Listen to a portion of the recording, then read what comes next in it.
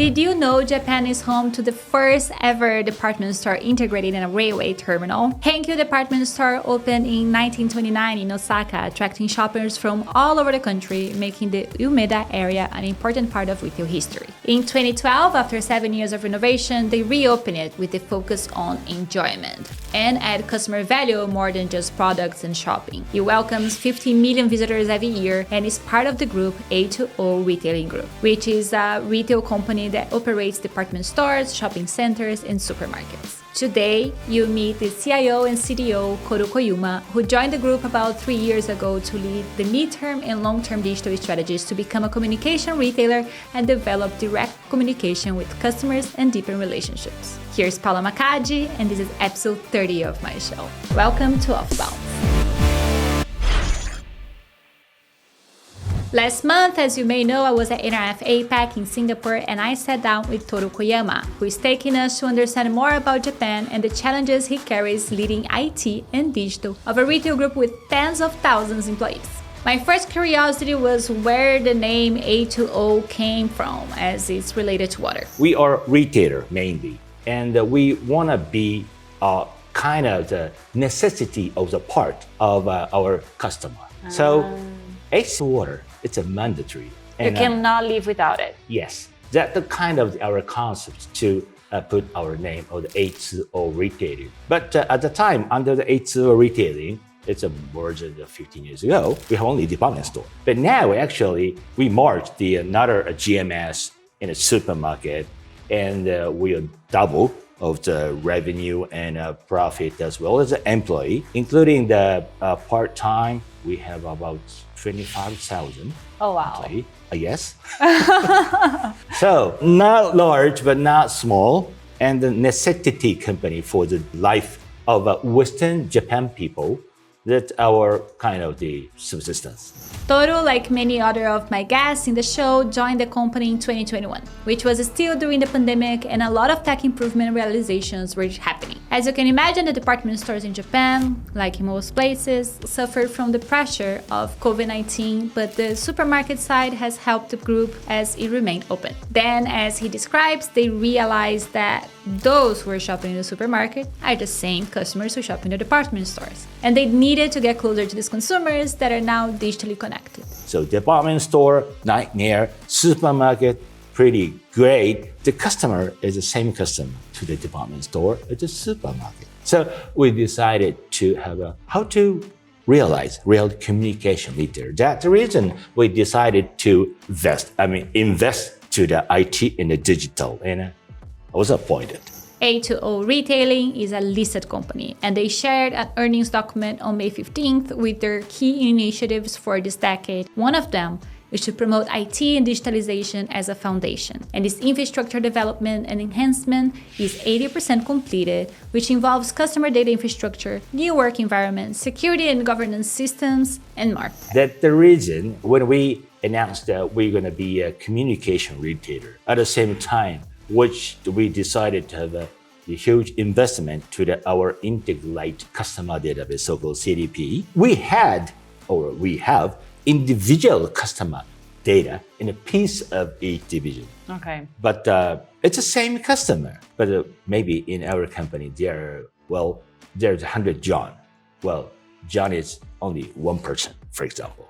So that's what we try to invest for the 3 years, is to have a platform for the integrated customer. So we are just about to get the opt-in from the customer to you or only one. Okay, there's 3 you, no, one. Okay, if we get an opt-in, so we can integrate his or her data onto the one entity. One entity that will overlook all the stores that you have. Yes, so supermarket or department store, from food, privilege to the restaurant or appointment, reservation for the beauty, whatever. Are you doing that through loyalty programs where they opt-in to? Yeah, now they're trying to put a program right now actually. And it will take slightly long time because from a customer point of view, okay, I can opt in, but where's my benefit to integrate my data and your whole companies. So you have to provide the right values so they Yes. can... So we should not just individually apply our company's product and so on. We have to align to the customer needs and wants and get rid of his her pain and issue. So we are a department store and we are a supermarket, but we are lifetime partner on Western Japan. I have 3 CEO. One is a supermarket CEO, and one is a department store CEO, and one is a company CEO. So those 3 presidents are key for myself. Hey, you guys, our customer, we have a one ID. We need your cooperation to integrate, to demonstrate ourselves to customer. We are the one. However, we have a 10, 20, 30 entity. We try to be a one for you. That we have to realize. In their plan to become what they call communication retailer by 2030, they have as KPI to have 10 million active customers. And this infrastructure work that Toru Koyama is leading will allow the company to understand who their customers are, how they shop, and bring personalized experience, as well as empower their future B2B business by monetizing this data. Toward 2030, we have to integrate all the data, not only just in our enterprises, his or her net surfing history or log from GA for whatever, it's kind of foundation. What we need is the weather or a kind of trend, whatever outside of the company, so that we can be a real communication retailer of the first party data. So we have a real customer. We are not a real estate company. We are not a financial company. We are lifetime value supporter. You're water. Yes, because we are water. So it means just not only sell or support each personal needs and wants, also the integrated data should be a value to support the customer's next needs and wants. So kind of serendipity point of view, we can be it doesn't matter joint venture or just joint service with outside of the company to support, I don't know some, but in 2030, we can be a data business platform of an individual customer with his or her opt-in. So some of our partner of the business may support his or her life eventually. We have a department store business and a supermarket business, but our announcement of the current midterm plan is profit from Japanese local customer and a global customer. It doesn't matter department store or supermarket. Global customers. Japan is now the target for everyone's short-term travel plans, and its tourism is booming and growing fast, so it's important to have a strategy to serve these new customers visiting the country.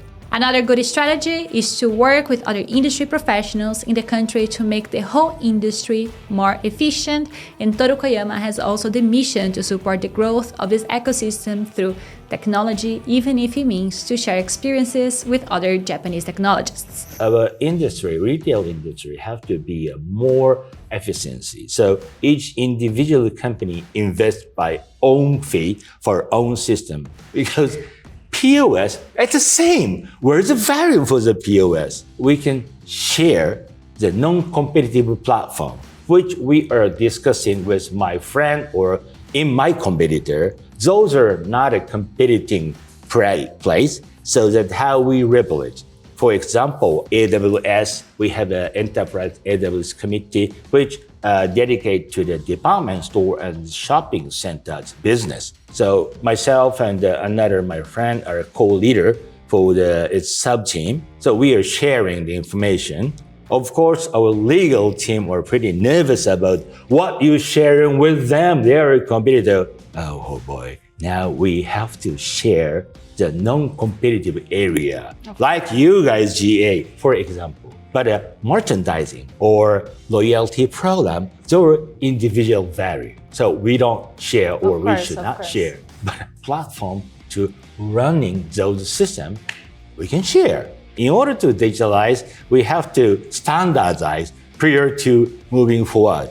So we standardize our role, for example, the master data. And should not be just only in one company. We can share the industry. But in order to do that, we have to let our competitor would you please pump up your platform one era, next step, do not using a mainframe, for example.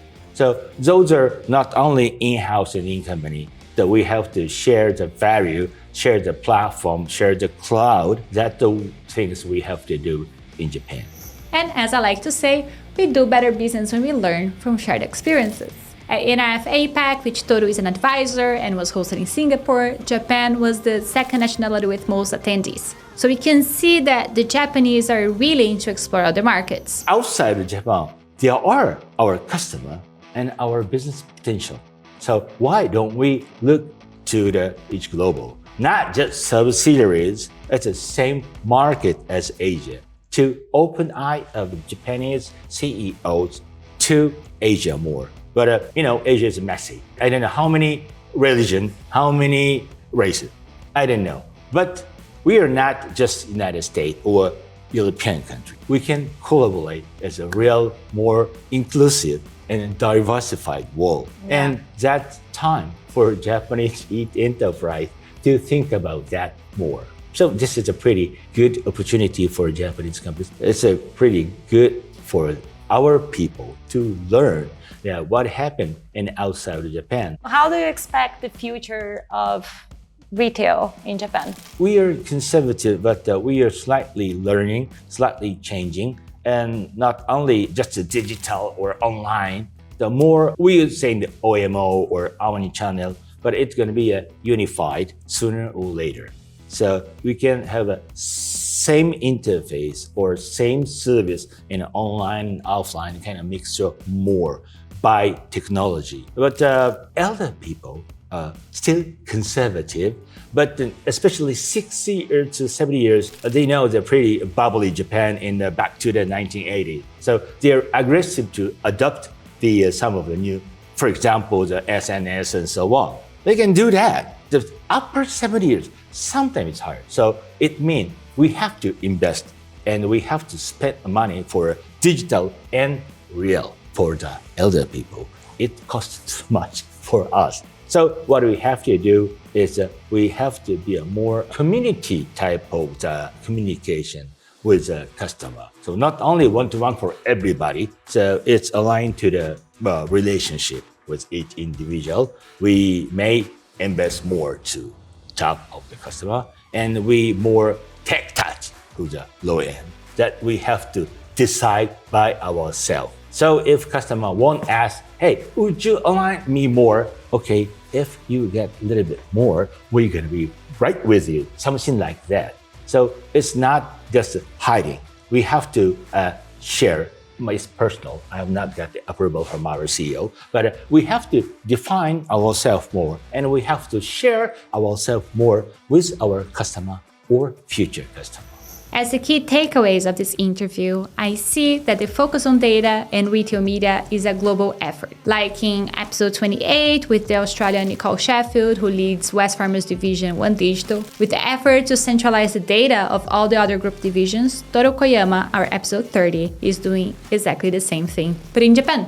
By having all the data in one place, brands and retailers have not only the opportunity to understand their customers better, but also give them the personalized experience they deserve. And more, to open up for the opportunity of new revenue streams like retail media, which H2O Retailing is targeting aggressively, as they want to be known as a communication retailer. For curiosity, there's another Japanese retailer called Family Mart. They have around 25,000 stores and they are set to become the country's largest media company. We went through a huge transformation in the way we consume everything. In these last decades, we have social media showing only what is interesting for us.